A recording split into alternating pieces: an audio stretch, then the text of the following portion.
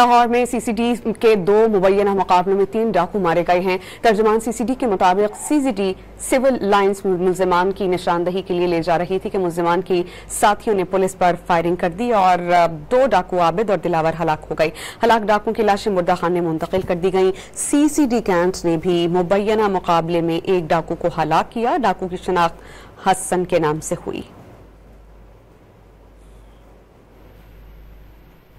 लाहौर में सीसीडी के 2 मुबैना मुकाबलों में 3 डाकू मारे गए हैं। तर्जुमान सीसीडी के मुताबिक सीसीडी सिविल लाइंस मुल्जिमान की निशानदही के लिए ले जा रही थी कि मुल्जिमान की साथियों ने पुलिस पर फायरिंग कर दी और 2 डाकू आबिद और दिलावर हलाक हो गई। हलाक डाकुओं की लाशें मुर्दा खान में मुंतकिल कर दी गई। सीसीडी कैंट ने भी मुबैना मुकाबले में एक डाकू को हलाक किया। डाकू की शनाख्त हसन के नाम से हुई।